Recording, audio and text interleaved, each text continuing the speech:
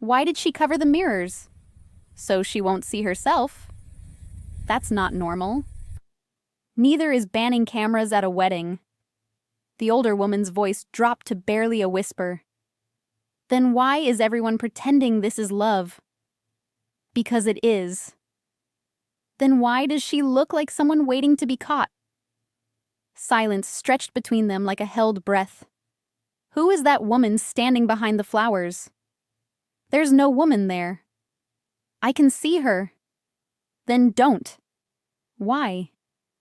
The older woman's hand trembled as she gripped her champagne glass. Because the bride buried her 3 years ago. Hello, lovelies.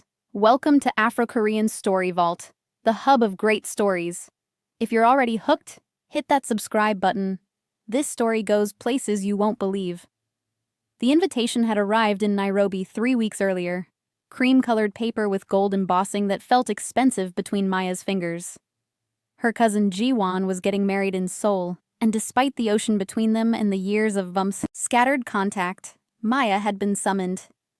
She'd left the equatorial heat of Kenya on a Tuesday and arrived in Seoul's autumn chill on a Wednesday, her internal clock spinning like a broken compass. The taxi from Incheon Airport cut through the city's neon veins, past buildings that scraped the sky and streets that pulsed with a rhythm she'd almost forgotten. She'd grown up here until she was 12, before her father's work had scattered their family across continents like seeds in wind. The wedding venue stood in Gangnam, all glass and marble, the kind of place where even the air felt calibrated for perfection. Maya stepped from the cab with her single suitcase and immediately felt underdressed despite her best silk blouse and tailored pants. A man in a black suit appeared at her elbow before she could reach the entrance. Phone, please. Maya blinked. Excuse me? All devices. Photography is not permitted. His English was flawless, his expression carved from stone. It's a wedding. Yes, no photography. She watched as the woman ahead of her surrendered a phone, a camera, even a tablet. Each device disappeared into a locked box, tagged and cataloged like evidence at a crime scene. Maya's journalist instincts prickled. She'd covered everything from election fraud to wildlife poaching, and she knew the smell of a secret being protected. It's for the bride's privacy, the security guard added, reading her hesitation. She's sensitive about images. Maya handed over her phone, but the small digital recorder in her jacket pocket stayed hidden. Old habits. The venue's interior was a study in controlled elegance. White roses climbed walls like they were fleeing toward the ceiling. Crystal chandeliers cast light that seemed too perfect, too carefully arranged. And everywhere, there were no mirrors. Not in the hallways, not in the bathrooms she'd passed, not even the decorative kind that usually cluttered wedding venues like this. Guests moved through the space with the careful politeness of people pretending not to notice something wrong. Maya recognized a few faces from childhood, distant aunts, family friends who'd aged 20 years in the 15 since she'd last seen them. They smiled and hugged her, but their eyes kept drifting toward the bridal suite door, which remained firmly closed. Maya, ya. Her aunt Sung-hee appeared, pulling her into an embrace that smelled of expensive perfume and anxiety. You came so far. Thank you. Of course. Where's Jiwon? Her aunt's smile flickered like a candle in wind. Preparing. She needs time. Can I see her? After. She asked for no visitors before the ceremony. Aunt Sung-hee's grip on Maya's arm tightened. And please, when you do see her, don't mention the mirrors. Or the cameras. She has her reasons. What reasons? But her aunt had already moved away, greeting another guest with the same brittle cheer. Maya found her assigned seat in the 5th row, close enough to see everything, far enough to feel like an outsider. She studied the program, traditional ceremony followed by Western vows, reception in the rooftop garden. The groom's name was listed as Kang Min-jun, 34, CEO of something involving technology and real estate. No photo. Quite the production, isn't it? The woman beside her looked to be in her 60s with silver hair cut sharp as a knife and eyes that missed nothing. She wasn't Korean, maybe British from her accent. Your family? Maya asked. Friend of the groom's family. Business associate. She extended a hand. Catherine Wells. Maya Park. Bride's cousin. Ah. Catherine's gaze swept the room. Have you seen her? Ji-won? Not yet. You? Once. 3 months ago at an engagement party. Catherine leaned closer, and Maya caught the faint scent of gin beneath her perfume. She didn't look like someone in love. She looked like someone who'd forgotten how to be afraid and was just starting to remember. Before Maya could respond, the lights dimmed. A string quartet began playing something classical and melancholy. Guests rose to their feet. The groom entered first, and Maya had to admit he was striking. Tall for a Korean man, with the kind of face that belonged in magazines. Sharp jaw, intense eyes, hair styled with casual precision. But it was the way he moved that caught her attention. Every step measured, every gesture controlled. He positioned himself at the altar and turned to wait, and Maya saw something in his expression that made her chest tighten. He looked terrified. The music shifted to the bridal march. The doors at the back opened. Ji-won appeared like a ghost manifesting from mist. The dress was traditional hanbok for the ceremony, crimson and gold silk that should have made her vibrant. Instead, she looked drained of color, a beautiful drawing that had been left in the sun too long. Her makeup was perfect, her hair arranged in an elaborate style, but her eyes were the eyes of someone who'd learned to perform happiness and forgotten what the real thing felt like. She walked alone. No father to give her away, no mother beaming beside her. Just Ji-won, moving down the aisle with steps that looked more like a march toward inevitable conclusion than a journey toward joy. Maya felt her recorder pressing against her ribs, a small weight of guilt. She shouldn't be documenting this. But something was wrong here, wrong in a way that made her palms sweat. Ji-won reached the altar. Min-jun took her hands, and Maya saw her cousin flinch, just slightly, just for a heartbeat, before settling into the touch. The officiant began speaking in Korean, words about love and commitment and futures built together. Maya only half listened. She was watching Ji-won's face, the way her eyes kept darting to the exits like she was calculating escape routes. Then Min-jun spoke his vows, and Maya had to revise her assessment. I promise to protect you, he said, his voice rough with emotion. From everything that hurt you before. From everyone who made you believe you weren't worth protecting. He lifted Ji-won's hand to his lips. I promise to love you exactly as you are, with all the pieces you think are broken. I promise you'll never have to hide again. Ji-won's eyes filled with tears. Real ones, Maya thought. The first genuine emotion she'd seen from her cousin since the ceremony began. I promise to try, Ji-won whispered. Her voice barely carried past the first row. To believe you. To believe this is real. Something cold slithered down Maya's spine. Those weren't wedding vows. Those were the words of someone trying to convince themselves they deserved to be saved. The ceremony concluded with the traditional pieback, bowing to elders, sharing ceremonial dates and chestnuts. Throughout it all, Min-jun's hand never left Ji-won's back, a constant anchor. Protective or possessive? Maya couldn't tell. As guests filed toward the reception, Maya slipped away from the crowd. She'd spotted a small alcove earlier, partially hidden behind a cascade of white orchids. From there, she could observe without being observed. Another journalist trick. She pulled out her recorder, intending to make a few notes. Her finger hovered over the record button. You don't want to do that. Maya spun. A young woman stood behind her, maybe 25, wearing a server's uniform but carrying herself like she owned the place. Her name tag read Sujin. Do what? Record anything here? Sujin glanced around, then stepped closer. They have detectors. You'll be escorted out. For what? Making voice notes? For breaking her rules. Sujin's expression softened.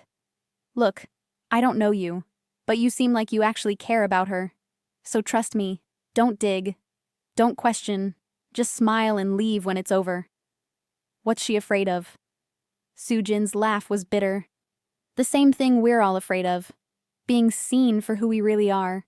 She started to walk away, then paused. But with her, it's not metaphorical. She literally can't stand to see herself. That's why there are no mirrors. That's why no photos. Why? Because 3 years ago she stopped recognizing her own face. Maya's breath caught. What does that mean? But Sujin had already disappeared into the crowd, moving toward the rooftop garden. The reception was everything the ceremony had lacked. Noise, laughter, the clatter of expensive dinnerware and the hum of orchestra music. Long tables groaned under elaborate dishes, tender galbi, delicate banchan in porcelain dishes, seafood so fresh it might have been swimming that morning. Crystal glasses caught the light from paper lanterns strung overhead like captured stars. Maya found her table and settled in beside Catherine, who was already on her second glass of wine. Well, Catherine said, that was certainly something. You mean the part where the groom promised to protect her from her past? Or the part where the bride looked like she was attending her own funeral? Catherine's lips quirked. I like you. You see things. She leaned back in her chair, watching the newlyweds at the head table. Minjun's a good man, ruthless in business, but genuinely good. I've known him for 5 years, never seen him like this with anyone. Like what? Desperate.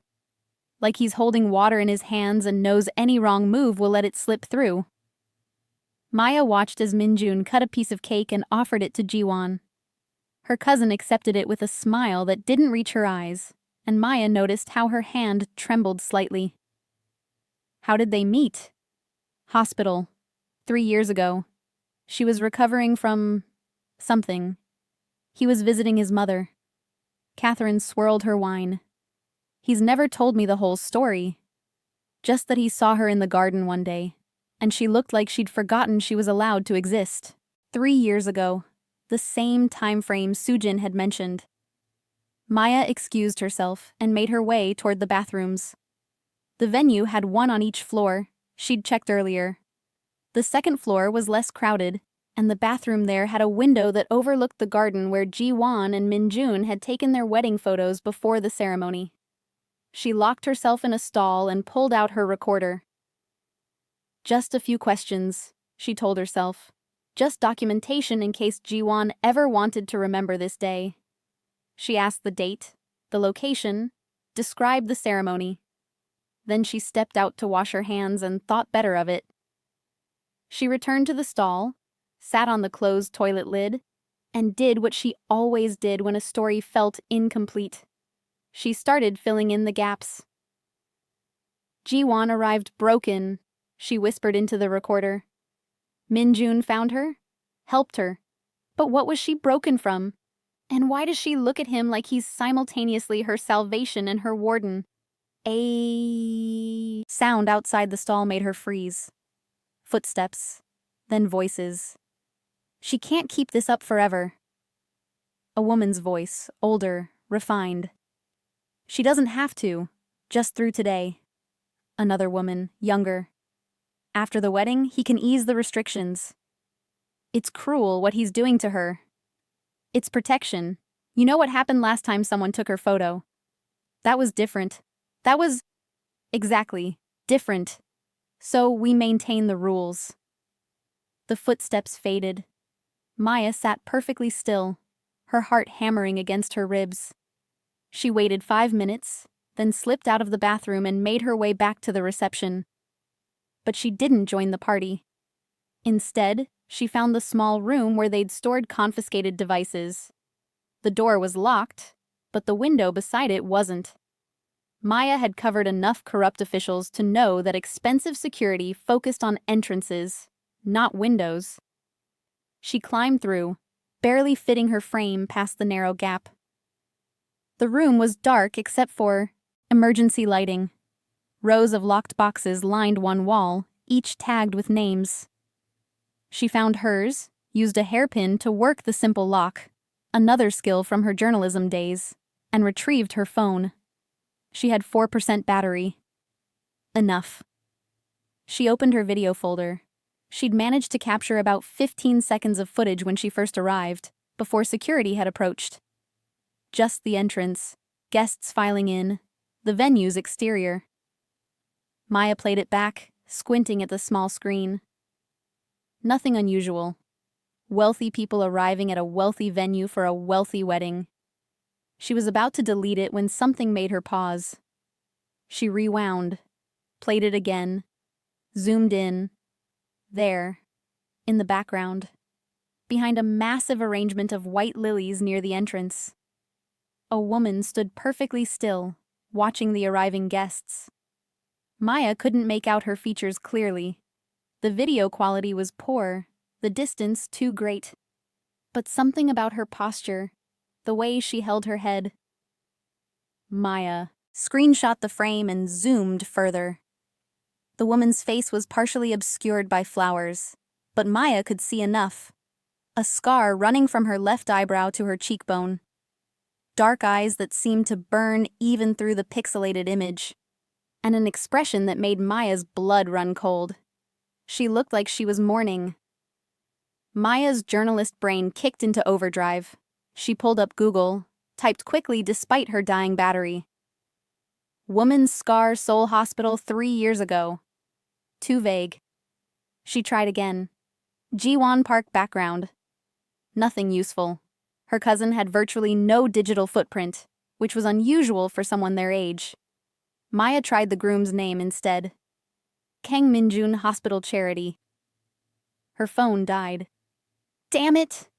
She climbed back through the window, returned the phone to its box, and made her way back to the reception. Her mind was racing. The woman in the video, the scar, the time frame. She needed to find Sujin again. But when she reached the reception, the atmosphere had shifted. The music had stopped. Guests stood in awkward clusters, whispering urgently. At the head table, Jiwon's seat was empty. Maya grabbed a passing server. What happened? The bride, The server glanced around nervously. She saw something. Fainted. Where is she now? Bridal suite. The groom is with her. Maya pushed through the crowd, ignoring protests. She reached the bridal suite on the 3rd floor and found Minjun standing outside. His perfect composure finally cracked. He looked like he'd aged 10 years in the past 10 minutes. What happened? Maya demanded. He looked at her with eyes that held an ocean of guilt. You're the cousin. From Africa. Yes. Where's Jiwon? Inside, with the doctor. She's fine. Just overwhelmed. But his hands were shaking. What did she see? Minjun's jaw clenched. Nothing. She saw nothing. Then why did she faint? Because she remembered something she wasn't supposed to remember. The words came out like a confession torn from his chest. And now I don't know if I can protect her from it anymore. The door opened. A doctor emerged, professional and calm. She's resting. I've given her a mild sedative. She should sleep for a few hours. Can I see her? Maya asked. Are you family? Cousin. The doctor looked to Minjun, who hesitated, then nodded. Maya stepped into the suite. It was decorated like a luxury hotel room. Plush carpet, elegant furniture, floor-to-ceiling windows overlooking Seoul's glittering skyline. And in the center of it all, Jiwon lay on a sofa, her wedding dress spread around her like spilled cream. Her eyes were closed, but her face was wet with tears. Maya knelt beside her. Jiwana, it's Maya. Her cousin's eyes fluttered open. For a moment they were unfocused, distant. Then they sharpened. Maya! Jiwon's voice was slurred from the sedative. You came from so far. Of course I came. You're getting married. Am I? Jiwon's laugh was brittle. Or is someone else getting married, and I'm just wearing her dress? What? Jiwon's hand found Maya's, gripped it with surprising strength. If you knew who I really was, would you still call me family?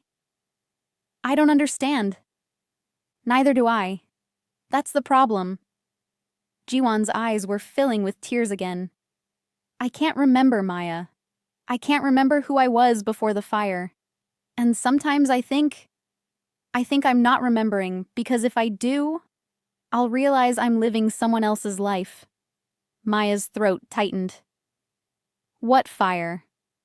But Jiwon's eyes had already closed again, the sedative pulling her under. Maya left the suite to find Min-jun pacing the hallway like a caged animal. When he saw her, he stopped. What did she tell you? Nothing coherent. Something about a fire. About not remembering. Maya studied his face. What happened to her 3 years ago? Min-jun was quiet for so long Maya thought he wouldn't answer. Then, come with me. He led her to a small office on the second floor, his, from the personal touches and the nameplate on the desk. He locked the door behind them, then went to a filing cabinet and pulled out a folder. What I'm about to show you stays between us. Not because I want to hide it, but because if the wrong people find out, it could destroy everything I've built to protect her. He handed Maya the folder. Inside were medical records, police reports, and a series of photographs that made Maya's stomach turn.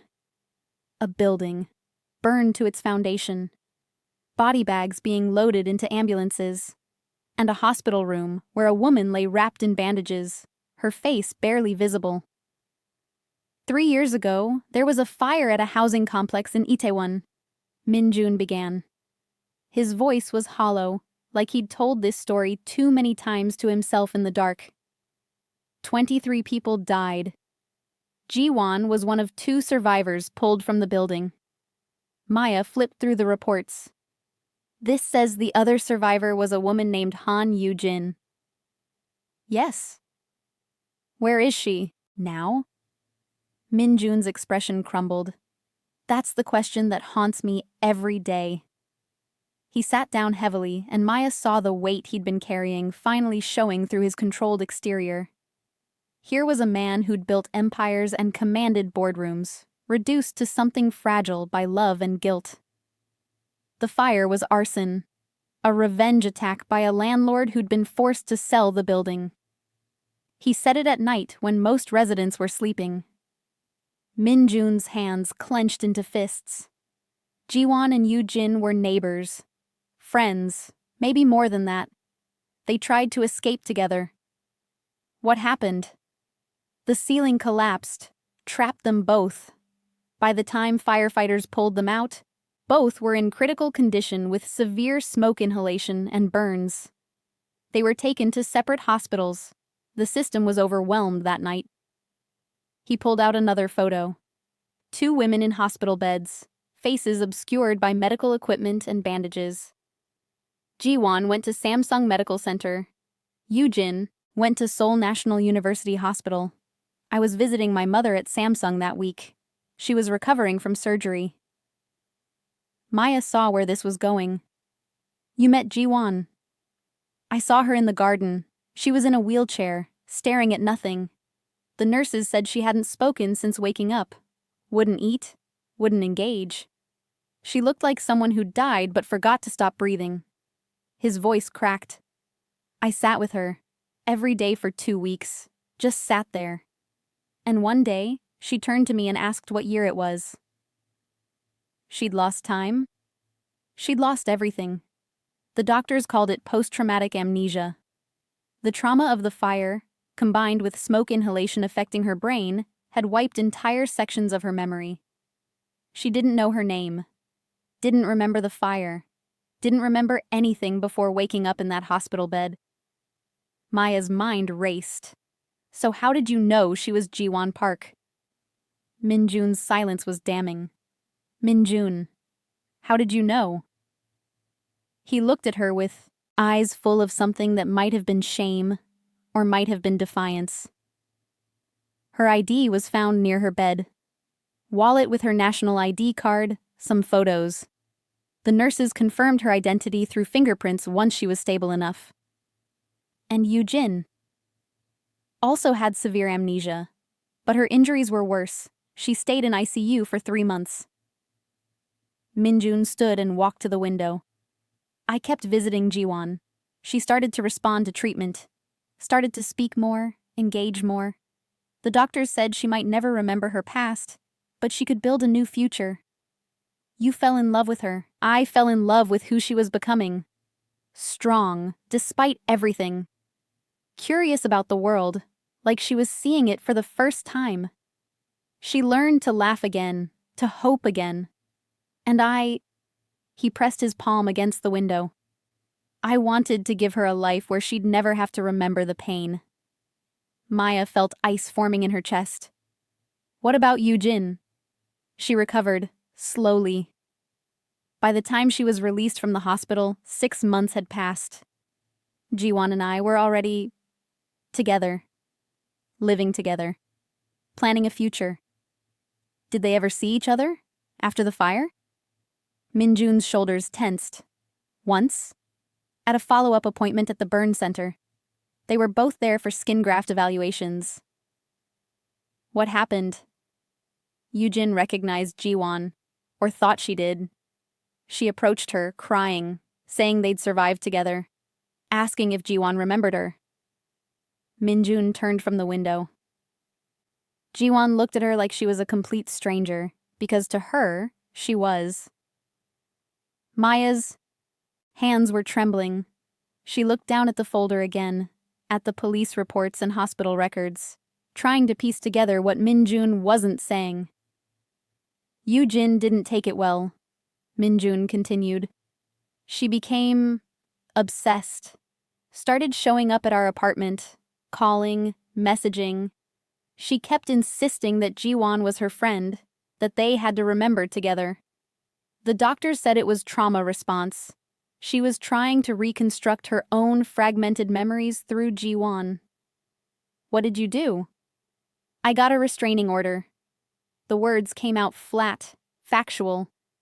For Jiwon's protection. The stress was affecting her recovery. She started having panic attacks whenever Yujin appeared. So I did what I had to do. You separated 2 survivors of the same trauma. I protected the woman I love from someone who was making her sick. Maya stood, her legs unsteady. And now? Where's Yujin now? I don't know. The restraining order expired 2 years ago. I kept tabs on her for a while.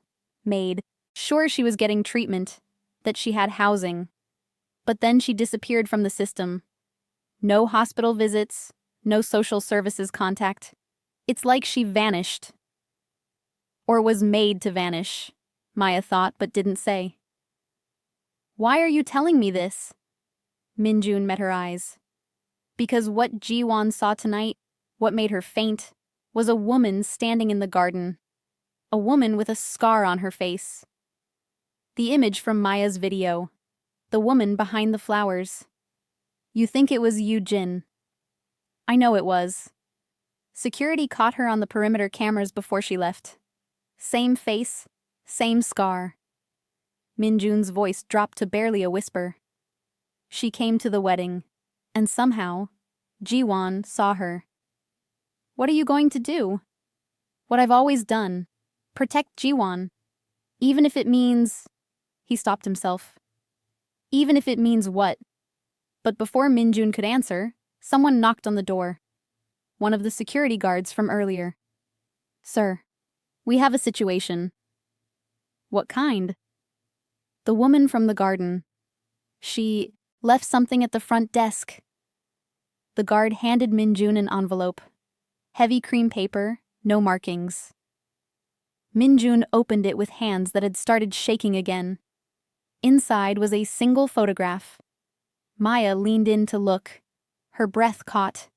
It showed two women, years younger, arms around each other, laughing at the camera. The one on the left had a bright smile and dimples.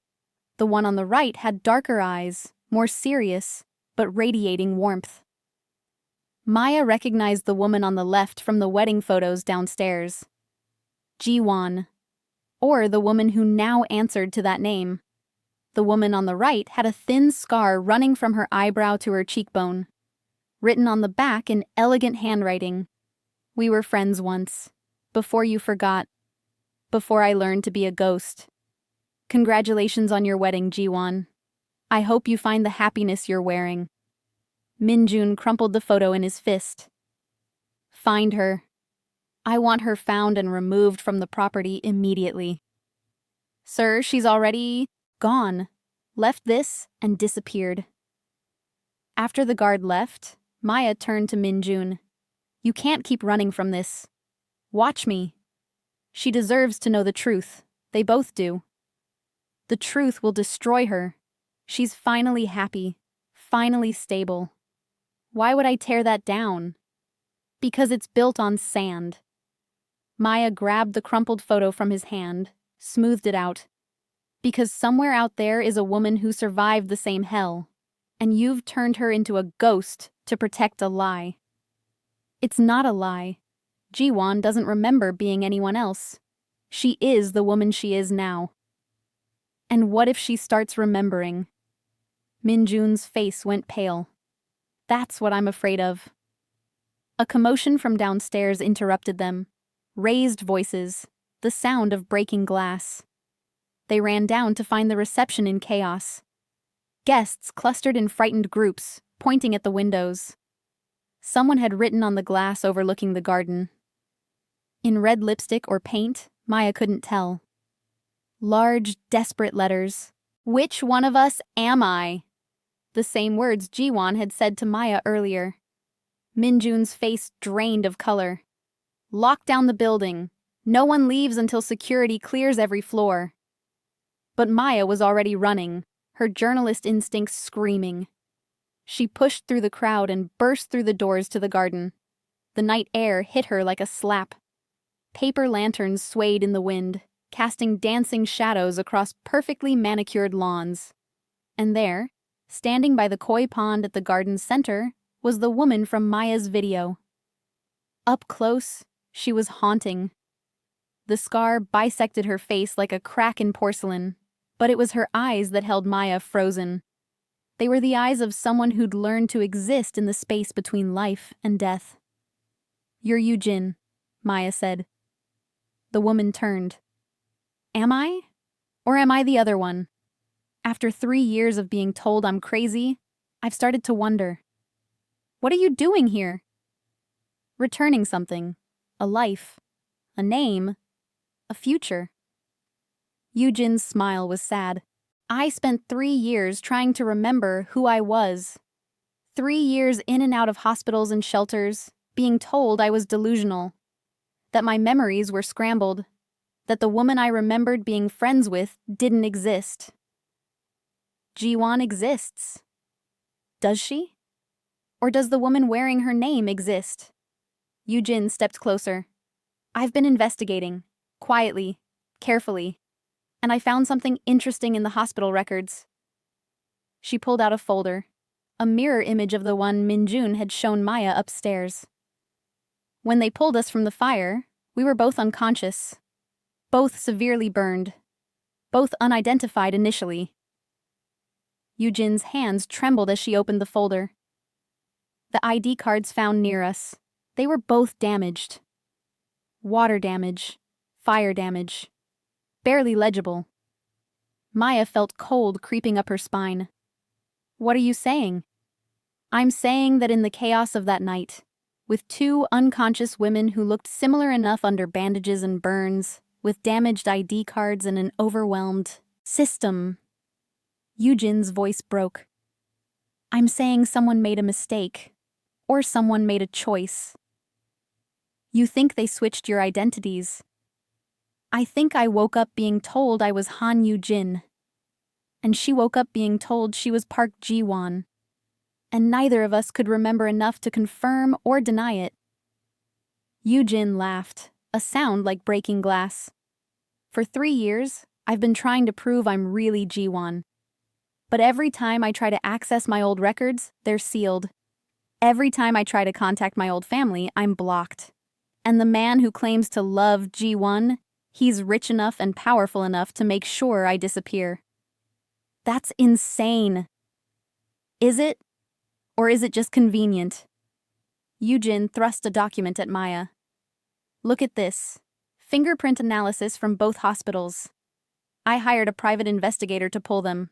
Cost me everything I had left. Maya looked. Her hands started shaking. The fingerprints labeled Han Yu-jin from Seoul National University Hospital matched the fingerprints from Park Ji-won's old medical records from before the fire. And the fingerprints labeled Park Ji-won from Samsung Medical Center matched Han Yu-jin's old records. Oh my God! Now you see it. Yu-jin's voice was hollow. The woman marrying Kang Min-jun tonight, the woman he calls Ji-won, the woman he's protected and loved and built a life with, she's actually Han Yu-jin. And I'm Park Ji-won. We've been living each other's lives for 3 years, and neither of us knew until now. Maya's mind spun. Does she know? Does the bride know? I don't think so. Her amnesia was real. The doctors confirmed that. She genuinely doesn't remember who she was before the fire. So when they told her she was Park Ji-won, she believed them. She became Park Ji-won. Yu-jin wiped tears from her scarred face. And I've been trying to reclaim a name and a life that were never mine to begin with. Why didn't you come forward earlier? Why wait until the wedding? Because I needed proof. And because Yu-jin's voice dropped to a whisper. Because part of me wondered if it was better this way. She got the life, the love, the future, and I got the truth. Maybe that's a fair trade. That's not fair at all. No, but it's what happened. Yu-jin looked up at the building, at the windows where the wedding reception had been happening. I came tonight to see her one last time, to see if she was happy. And she is, Maya. In her own damaged way, she's happy. He loves her, really loves her. Not the name, not the identity. He loves the woman she became after the fire. So what are you going to do? I was going to leave. Let them have their happiness. Let myself fade into whatever life I can build with a name that isn't mine, and a past I can't access. Yu-jin's smile was bitter. But then she saw me. And something in her eyes, something deep and buried, recognized me. Not consciously, but somewhere in whatever memories survived the fire, she knew me. The message on the window was my last question to her, to both of us. Yu-jin turned to leave. Which one of us am I? If I'm wearing her name and she's wearing mine, if neither of us remembers who we were before, then who are we really? Wait. Maya grabbed her arm. You can't just walk away from this. Why not? What's the alternative? Storm in there and announce that their entire relationship is built on a clerical error? Destroy her world because mine was destroyed first? Yu-jin pulled free gently. I came here for closure, Maya, and I got it. She's alive. She's loved. And I can finally let go of trying to be someone I wasn't. But the truth is that 2 women went into a fire and 2 different women came out. The names got mixed up. The lives got redistributed. And maybe that's tragedy, or maybe that's transformation. But either way, it's done. Yu-jin started walking toward the garden gate, but before she could reach it, a voice called out behind them. Yu-jin-ah! They both turned. Ji-won stood at the garden entrance, still in her wedding dress, looking like a princess from a broken fairy tale. Her face was pale, her eyes red from crying, but she was steady on her feet, despite the sedative. You remember me? Yujin's voice cracked. No, not exactly. But when I saw you earlier, I felt… Jiwon pressed a hand to her chest. I felt like I'd lost something important. And seeing you again just now, I realized I didn't lose it. It's been looking for me. She walked toward them slowly, Minjun appearing behind her like a shadow she couldn't shake. When she reached Yujin, she stopped an arm's length away. I don't remember your face. I don't remember our friendship or whatever we were to each other. But I remember… Jiwon closed her eyes. I remember someone holding my hand in the dark, telling me to breathe, promising we'd survive together. Yujin sobbed. That was me. In the fire. I found you trapped under debris. I stayed with you until the firefighters came. I wouldn't leave you. I know. Jiwon opened her eyes, tears streaming down her face. I've had that dream 100 times since waking up in the hospital. A hand in mine. A voice saying, breathe. Just breathe. I thought it was a nurse. Or a firefighter. But it was you. Minjun stepped forward. Jiwon, you need to rest. This is too much. No. Jiwon's voice was sharp, stronger than Maya had heard it all night. This is exactly enough. For 3 years I felt like I was wearing someone else's skin. Like I was playing a part I didn't audition for. And you… She turned to Minjun. You told me it was normal. That trauma does that. That I'd feel whole eventually. You do feel whole. You've built a life. Built on what? Jiwon's hands clenched in her dress. Minjun, I need you to tell me the truth. Right now. Did you know? Know what? That I might not be who the hospital said I was. The silence that followed was crushing. Minjun's face went through a dozen expressions in 3 seconds. Denial, guilt, defiance, fear. Finally, he settled on resignation. I suspected, about 6 months after we met. His voice was barely audible. There were inconsistencies. Things the hospital had told you about your family didn't match up with the people who came forward claiming to be your relatives. But they seemed like strangers to you. And you seemed like a stranger to them. So I thought maybe the fire had just changed you too much. Or maybe they were her family. Jiwon pointed at Yujin. And I was the stranger. I couldn't know that for certain. And you were healing.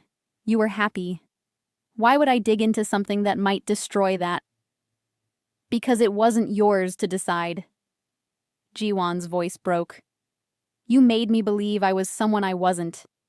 You built our entire relationship on loving you. The actual you. Minjun grabbed her hands. I don't care what name you were born with. I don't care whose fingerprints match whose records. The woman I fell in love with is standing in front of me right now. That's the only truth that matters to me. Maya watched this unfold with her reporter's eye, cataloging details she knew would haunt her. The way Jiwon's expression shifted from anger to confusion to something that might have been grief. The way Yujin stood apart, a ghost at her own life's funeral. The way Minjun held on like a man drowning. You loved a lie, Jiwon whispered.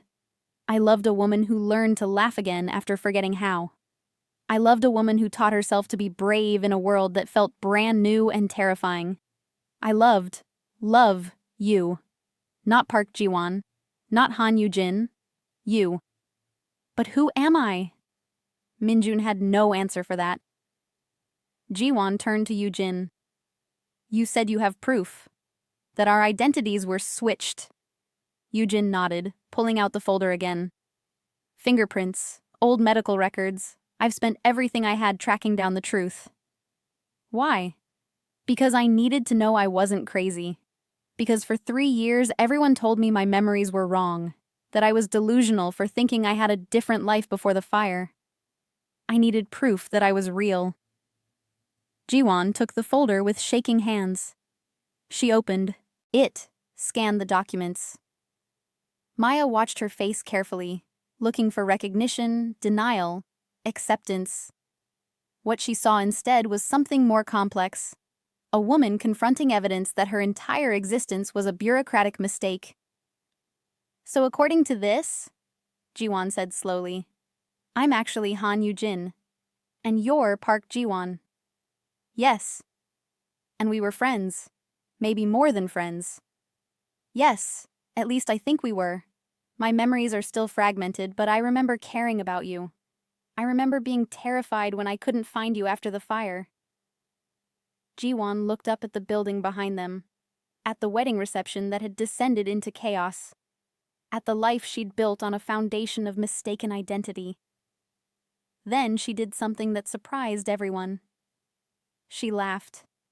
It started small, a bitter chuckle, then grew into something wilder. Not hysteria. Maya had seen enough trauma responses to know the difference. This was the laughter of someone who'd been holding their breath for 3 years and finally had permission to exhale. It makes perfect sense, Jiwon said when she could speak again. Why I never felt like I fit with the people who claimed to be my family. Why every childhood memory they tried to share felt like stories about a stranger. Why I looked at photos of my life before the fire and felt nothing. Ji-won, Minjun tried. That's not my name. She said it without malice, just stating a fact. My name is Han Yoo-jin, and I don't remember being her either, but at least now I know why nothing felt right. Yoo-jin stepped closer. I'm sorry. I'm sorry I came here tonight. I didn't mean to destroy your wedding. You didn't destroy anything. You just revealed what was already broken. Jiwon, Yoo-jin, whoever she was, looked at her with something like wonder. For 3 years I've been trying to become Park Jiwon, trying to fit into a life that felt too small. And all along, I was someone else entirely. What do you want to do? Maya asked, journalist instincts warring with family loyalty. This is going to be complicated. Legally, socially. I don't know. The bride looked between Yoo-jin and Minjun. I don't know who I am. I don't know what I want. All I know is I can't keep living a life that was never mine to begin with. She started pulling off her wedding jewelry, the heavy necklace, the elaborate earrings. Each piece came away like she was shedding armor. I need time. I need space to figure out who Han Yoo-jin was, who she is. I need... Her voice broke. I need to not be looked at like I'm something fragile that might shatter if handled wrong. Minjun's face crumpled. So that's it? You're leaving? I'm finding myself. There's a difference. I can help you do that. We can do it together. No. Firm but gentle. Because every time you look at me, you'll see the woman you fell in love with in that hospital garden. And I need to figure out if that woman is actually me, or just another role I learned to play. She turned to Yoo-jin. I'm sorry you lost 3 years trying to reclaim an identity that wasn't yours. I'm sorry he... She glanced at Minjun. Made you feel like a ghost. I'm sorry you've been living my life without knowing it, Yoo-jin replied. Maybe we both got it wrong. Maybe we're neither of us who we were before the fire. Maybe that's okay. Jiwon, Maya couldn't think of her any other way despite knowing the truth now, looked up at the building one last time. Guests had started appearing at the windows, drawn by the commotion. Aunt Sung-hee was there, Catherine Wells, others whose names Maya didn't know. I should go talk to them, Jiwon said. Tell them something. What will you say? Minjun asked desperately. The truth. That the wedding is off. That I need time. That I'm sorry. She met his eyes. That I did love you, in whatever way I was capable of loving. But I can't marry you when I don't even know who's standing at the altar. She walked back toward the building, leaving the 3 of them standing in the garden like survivors of a different kind of fire. Min-jun looked at Yoo-jin with an expression Maya couldn't quite read. Anger, maybe. Or guilt. Or just exhaustion. "You've destroyed everything," he said. "No. I've returned what was stolen. What happens next is up to her. She'll be lost, confused. She needs stability. She needs truth, even if it's messy and painful and incomplete." Yoo-jin's voice hardened. "You wanted to protect her. I understand that. But you were protecting the version of her that fit into your life.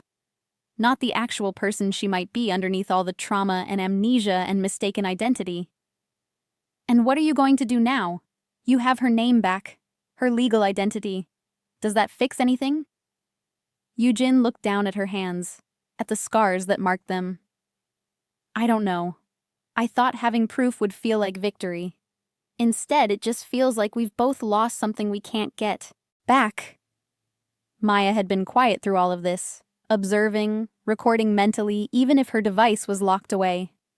Now she spoke. "What if you're both wrong?" They turned to her. "What if the identities don't matter? What if who you were before the fire, both of you, died in that building, and these two new people emerged?" Maya looked between them. "Yoo-jin, you said you spent 3 years trying to prove you're Park Ji-won. And Ji-won spent 3 years trying to become Park Ji-won. But maybe neither of you is that person anymore. Maybe you're both someone new." "That's not how identity works," Min-jun said. "Isn't it? People change after trauma. They become different versions of themselves. And if your entire memory of who you were is gone, then what's left except who you choose to be going forward?" Yoo-jin was quiet for a long moment. "So you're saying it doesn't matter that we got switched?" "I'm saying it matters that you know what happened, but it doesn't have to define what happens next. You both survived something horrific. You both lost parts of yourselves. And you both deserve a chance to build lives that actually fit who you are now, not who hospital records say you should be." "That's very philosophical," Min-jun said bitterly. "But the law doesn't work that way. Society doesn't work that way. Then maybe they need to catch up." Maya pulled out a business card. She'd grabbed a few from her hotel earlier. "I'm a journalist. I've covered human rights issues, identity fraud, bureaucratic failures. What happened to you two? It's not just a personal tragedy. It's a systemic failure. And if you wanted to, we could tell that story. We could force the system to acknowledge what went wrong and fix it so it doesn't happen to anyone else. You want to make this public?" Yoo-jin looked horrified. "Only if you want to. But think about it. How many other fire survivors, accident victims, disaster casualties might have had their identities confused in chaos? How many people might be living lives that don't fit because some hospital administrator made a mistake in the worst moment of their lives?" Yoo-jin and Min-jun exchanged a look. For a moment, they were united in something, probably the desire to make Maya disappear. But before anyone could respond, Ji-won returned. She'd changed out of her wedding dress into something simpler. Jeans and a sweater someone must have found for her. Her face was bare of makeup, her hair pulled back. She looked younger, more fragile, but also more real. "I told them," she said. "Not the details, just that the wedding is postponed, that I need time. Aunt Sung-hee is managing the guests." She looked at Min-jun. "Your mother wants to speak with you." He nodded mutely, looking like a man watching his world collapse in slow motion. "Will you at least tell me where you're going?" "I don't know yet. Maybe a hotel, maybe back to..." She stopped. "I don't have a back to. That's the problem." "You can stay with me," Maya offered. "I have a room at the Shilla. It's small, but..." "Thank you." Ji-won's smile was fragile but genuine. "I'd like that." Min-jun looked like he wanted to argue, to offer his penthouse or one of his properties. But he seemed to understand that she needed distance from everything connected to him. "Can I call you? To check if you're okay?" Give me a few days, please. He nodded, then turned and walked back to the building, his posture that of a man carrying unbearable weight. That left the three women standing in the garden, Maya, Jiwon, and Yujin. The woman who observed, the woman who didn't know who she was, and the woman who'd learned her name belonged to someone else. What happens now? Jiwon asked, directing the question at Yujin. I don't know. I came here thinking I'd reclaim my identity and finally feel whole. But looking at you, looking at the life you built, even if it was built on the wrong name, I realize I don't want to take anything from you. I just wanted to stop feeling like I was disappearing. You're not disappearing. You're right here. As Han Yujin. But I don't remember being her either. So who does that make me? Jiwon stepped closer and did something unexpected. She took Yujin's scarred hand in her own. It makes you a survivor, just like me, and maybe that's enough for now. They stood like that for a moment, two women connected by tragedy and mistaken identity, and a fire that had rewritten both their lives. Then Yujin gently pulled away. I should go. You need space, and I need to figure out what to do with this information. Where will you go? I have a small room in Seongdong. It's not much, but it's mine. Yujin pulled out a crumpled piece of paper and wrote something down. This is my number. If you want to talk. About what we remember or don't remember. About what happens next. Or just to confirm we both actually exist. Jiwon took the number with shaking hands. I'd like that, I think. Yujin left through the garden gate, disappearing into Seoul's neon-lit night like the ghost she'd learned to be. Maya and Jiwon stood in silence for a while, listening to the sounds of the reception being dismantled, catering staff packing up, guests departing in confused clusters, the machinery of a wedding grinding to a halt. Your aunt is going to have questions, Maya said finally. Everyone is going to have questions. Jiwon looked exhausted. I don't have answers. You don't need answers tonight. Tonight you just need to survive. They made their way out through a side entrance, avoiding the main areas where guests still lingered. Maya's hotel was 20 minutes away by taxi. They rode in silence, watching Seoul's lights blur past the windows. The hotel room was exactly as Maya had left it, small, clean, anonymous. Jiwon sank onto one of the twin beds and stared at her hands. I wore her ring, she said suddenly. The engagement ring Minjun gave me. I wore it thinking it represented our love. But now I wonder if it was always meant for someone else. For Park Jiwon, and I'm just the woman who happened to be wearing her name when he fell in love. He said he loves you, the actual you. But how would he know? How would any of us know who the actual me is when I don't remember being anyone specific? Jiwon's voice broke. What if there is no actual me? What if I'm just a collection of responses to trauma, wearing whatever name was convenient? Maya sat beside her. My mother used to say that identity isn't something you're born with. It's something you build. Every choice, every experience, every moment of deciding who you want to be, that's what makes you real. Your mother sounds wise. She was a refugee, left North Korea when she was 17, rebuilt herself in the South with a new name, new story, new everything. She understood about becoming someone new. Jiwon was quiet for a long time. Then, do you think she was happy? Your mother? I think she learned to be. It took time. It took choosing herself over and over again. But yes, eventually, she was happy. I want that. Not the life Minjun built for me. Not the identity Yujin's research says I should have. Just a life that feels like mine. Whatever that means. Then that's what you work toward. One day at a time. Jiwon nodded, exhaustion finally overtaking her. She lay back on the bed, still in her borrowed clothes, and closed her eyes. Maya pulled a blanket over her, then sat at the small desk and opened her laptop. She had a story now. Multiple stories, actually. The wedding that revealed a mistaken identity.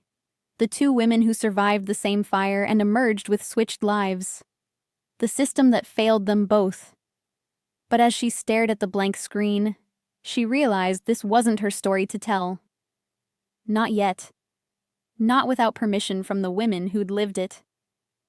Instead, she opened a new document and started writing down everything she'd witnessed. Everything she'd learned. Not for publication, just for the record. So that someone, someday, would know what happened here. She wrote through the night, occasionally glancing at Jiwon's sleeping form. The woman who wore the wrong name. The bride who'd run from her own wedding. The survivor trying to figure out which pieces of herself were real. By morning, Maya had filled 30 pages. She saved the file with a password, backed it up to the cloud, and finally allowed herself to sleep. 3 days later, Maya sat in a cafe in Itaewon with Yu Jin. The neighborhood had been rebuilt after the fire, new buildings rising where the old ones had burned. But you could still see the scars if you knew where to look. Memorial plaques, replaced brickwork, the careful way residents moved through certain spaces. She called me, Yu Jin said, stirring her coffee without drinking it. Last night, we talked for 3 hours. About what? Everything. Nothing. What we remember from before the fire, which isn't much for either of us. What we've learned about ourselves since. She told me about Min Jun, about how he proposed, about the wedding, plans. I told her about the shelters, the hospitals, the slow process of realizing something fundamental was wrong. How did it feel? Strange. Like talking to a mirror that shows a different reflection? Yu Jin finally took a sip of coffee. We're planning to meet, properly. Maybe go through old photos together, see if anything sparks memories. That's good. Is it? Or are we just two traumatized women clinging to each other because we're the only ones who understand how disorienting it is to wake up as a stranger to yourself? Maya didn't have an answer for that. Yu Jin pulled out an envelope. I've been thinking about what you said, about telling the story, making sure this doesn't happen to anyone else. And I want to do it. Not for revenge or validation, but because you're right, this is a systemic failure. And if coming forward prevents even one other person from spending 3 years feeling like they're disappearing, she pushed the envelope across the table. This is everything. Hospital records, police reports, the fingerprint analysis. Use it however you think will do the most good. Maya picked up the envelope, felt the weight of it. This will go public. Your life, Jiwon's life, all of it. I know. I've already talked to her about it. She's thinking about it. She said she'd give you her answer by the end of the week. And Min Jun? Yu Jin's expression hardened. He made his choices. He can live with the consequences.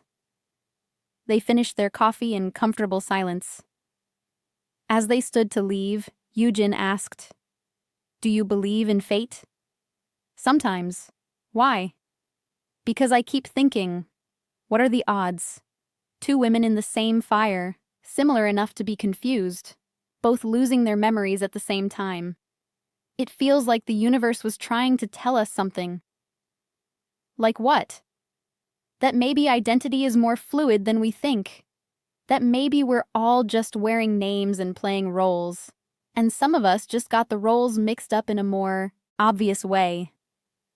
Maya thought about her mother, about the woman who'd shed one name for another and built a life from nothing. Maybe you're right. They parted ways at the subway station. Maya watched Yu Jin disappear into the crowd, just another face in Seoul's endless river of humanity. Unremarkable. Invisible. Exactly what she'd been for 3 years, but not anymore. Jiwon's answer came 4 days later. She showed up at Maya's hotel room with 2 coffees and a determination that hadn't been there at the wedding. "I want to tell the story," she said. "All of it. The fire, the mistaken identity, the wedding, everything." "You're sure? This will change your life." "My life is already changed. At least this way. The change means something." Jiwon handed Maya one of the coffees. "Min Jun called me. Begged me not to go public. Said it would destroy his business reputation, make both of us look unstable, turn our private trauma into public spectacle. He's not entirely wrong about the last part. No. But he's wrong about why I'm doing it. This isn't about him. It's about every person who's ever felt like they're living the wrong life and couldn't figure out why." Jiwon's voice was steady. "I spent 3 years trying to become Park Jiwon. Trying to fit into a family that felt wrong. Trying to remember a childhood that never existed for me. And I blamed myself. Thought I was broken because the pieces wouldn't fit. Now you know why they didn't fit. Now I know it's not my fault. And if telling our story helps even one person realize they're not crazy, that sometimes the system fails and you end up wearing the wrong name, then it's worth it." Maya pulled out her laptop. "Okay, let's start at the beginning. Tell me everything you remember about waking up in that hospital." They worked through the afternoon and into the evening, building the narrative piece by piece. Jiwon's fragmented memories. The confusion when her supposed family visited. The relief of meeting Min Jun and finally feeling like someone saw her. The slow creeping sense that something was fundamentally wrong. "I thought I was being ungrateful," Jiwon admitted. "Here was this amazing man, giving me this beautiful life, and I couldn't just accept it, couldn't just be happy. I thought there was something wrong with me. There was nothing wrong with you. You were literally living someone else's life." "Yeah, I get that now." As the light faded outside, Jiwon asked, "What happens after the story runs? What happens to us?" "I don't know. Hopefully there will be policy changes. Better protocols for identifying disaster victims. More support for trauma survivors. Maybe compensation. I don't want money. I want my life back." "Which life? The one before the fire, or the one after?" Jiwon smiled sadly. "I guess that's the question, isn't it? Who am I now that I know Park Jiwon was never mine to begin with?" "Who do you want to be?" "I don't know yet, but I'm starting to think that's okay. That maybe not knowing is the first step toward finding out." The story ran 6 weeks later in Korea's largest investigative journalism outlet. Maya had partnered with a local reporter who understood the cultural context and legal implications. The headline was simple: "The fire that switched 2 lives." The response was immediate and overwhelming. News outlets picked it up within hours. Social media exploded with debates about identity, trauma, and institutional failure. The hospital issued a statement expressing concern and promising an internal investigation. The government announced a review of disaster victim identification protocols. Min Jun released a statement through his lawyer. Brief, carefully worded, "I deeply regret any pain caused to Ms. Han and Ms. Park. My only intention was ever to protect and support the woman I love, regardless of the name she carries." Yoo-jin and Ji-won did one joint interview, sitting side by side for the first time since the wedding. The interviewer asked if they'd recovered any memories of their friendship before the fire. "Not exactly," Ji-won answered. "But sometimes when we're together, I feel this sense of safety, like muscle memory for trust." "I feel that too," Yoo-jin added. "Like we survived something together that goes deeper than names or memories." "What about your relationship with Kang Min-jun?" the interviewer asked Ji-won. "We're taking time apart. Both of us need to figure out who we are outside of what happened. Maybe eventually we'll find our way back to each other. Maybe we won't. But it has to be a choice made by people who know themselves, not survivors clinging to the first stable thing they found." And you? The interviewer turned to Yoo-jin. What's next for you? I'm going back to school. I never finished my degree before the fire. I'm starting over, as Han Yoo-jin this time, not Park Ji-won, learning who she was, who she might have been, who she could become. Do you resent Ji-won, Ms. Park, for living your life? Yoo-jin looked at the woman beside her. No, she didn't steal it. We were both victims of a system that couldn't be bothered to get our identities right in the chaos. If I'm angry at the failure, not at her. The interview ended with them walking through the rebuilt neighborhood where the fire had happened, stopping at the memorial wall where 23 names were engraved. They stood in silence for a long moment, 2 survivors honoring the dead. Then they added 2 more names to the unofficial count. Park Ji-won and Han Yoo-jin, the versions of themselves who died in that fire 3 years ago. Maya stayed in Seoul for another month, following up on the story as developments emerged. The hospital investigation confirmed the identity mix-up, a perfect storm of damaged ID cards, overwhelmed staff, and similar physical characteristics under burns and bandages. Reforms were promised, lawsuits were filed. But the part that stayed with Maya was simpler and more human. She met with Yoo-jin and Ji-won for coffee one afternoon at a small place near Namsan Tower. They'd fallen into an easy friendship, these 2 women who'd worn each other's names. Not the desperate clinging of trauma survivors, but something more balanced. They were helping each other excavate the past while building separate futures. I'm moving to Busan, Ji-won announced, taking a job at an art gallery. I never would have considered it before, but apparently Han Yoo-jin had an art history degree. Thought I'd see if any of that stuck. That's exciting, Maya said. Terrifying, but yes, also exciting. Ji-won looked at Yoo-jin. You should come visit, once I'm settled. I will. I've never been to Busan. Really? I thought... Ji-won stopped, laughed. I keep doing that, assuming I know things about your life because I lived it. Sorry. It's okay, I do it too. The other day I almost told someone about my sister, then remembered. That was your sister. I don't have one. They could joke about it now. That was progress. What about Min-jun? Maya asked. Have you talked to him? Ji-won nodded. Last week. He's working through things. Therapy, apparently. Trying to understand why he chose protection over truth. Why he was so afraid of me remembering. And I think we both needed to break before we could understand what we were really doing. He was trying to save me from my past. I was trying to become whoever he needed me to be. Neither of those is love. Not really. Do you still love him? I don't know. I love who I was becoming with him. But was that me? Or was that the role I thought I needed to play? Ji-won stirred her coffee. I'm giving us both time to figure out who we are separately. Maybe after that, we'll see if there's still something worth building together. Yoo-jin was quiet for a moment. Then, I've been offered a book deal. They want me to write about the experience, about identity and trauma and survival. Are you going to do it? I think so, but I want to write it honestly, not as a tragedy or a redemption story, just as what it is, 2 women trying to figure out how to exist after the universe scrambled their lives.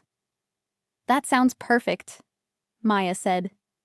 They finished their coffee and walked through the streets of Seoul together, 3 women who'd been brought together by fire and mistaken identity, and the strange way tragedy sometimes creates unexpected connections. As they parted ways at the subway station, Ji-won grabbed Maya's hand. Thank you, for listening, for telling our story, for treating us like people instead of just an interesting case study. You are people. That's exactly why the story mattered. Ji-won smiled, a real smile, unguarded and genuine. I'm starting to remember that. Who I am. Not Park Ji-won, not Han Yoo-jin, but whoever I'm becoming. And for the first time in 3 years, that feels like enough. Maya returned to Nairobi 2 weeks later. She'd been gone for 2 months, and her editor was getting impatient for her next story. But as her plane lifted off from Incheon Airport, she looked down at Seoul's sprawling lights and thought about names and identity and the strange ways we become ourselves. She thought about her mother, who'd shed one name for survival and built a life in its place. About Ji-won and Yoo-jin, learning to exist in the space between who they were and who they were told to be. About Min-jun, learning that love meant letting someone find themselves, even if they found themselves away from you. 6 months later, Maya received a package. Inside was an advance copy of Yoo-jin's book, Between Names, and a wedding invitation. Not from Ji-won and Min-jun. That relationship had quietly dissolved as they'd both predicted. 2 people who'd loved each other in the aftermath of trauma, but couldn't build a future on that foundation alone. The invitation was from Yoo-jin. She was marrying a woman she'd met at university when she'd gone back to finish her degree. Someone who'd known her only as Han Yoo-jin, who'd fallen in love with who she was becoming rather than who she'd been. And tucked into the invitation was a note from Ji-won. No banned cameras this time, no covered mirrors, just 2 people choosing each other with open eyes. You should come. It'll be a better story. Maya smiled and marked her calendar. Some weddings celebrate love built on certainty. Some celebrate love built on discovery. And some celebrate the simple, radical act of choosing yourself first, so you can choose someone else honestly. This would be the 3rd kind. And as for Ji-won, the woman who wore the wrong name, she'd sent her own note, separate from the invitation. I'm moving to Paris next month. Art restoration program. I figure if I can restore myself, maybe I can restore other broken, beautiful things. Min-jun and I are friends now. Real friends, built on truth instead of rescue. Yoo-jin and I text almost daily. We're both still figuring out who we are, but at least we're doing it as ourselves. Thank you for helping us get here.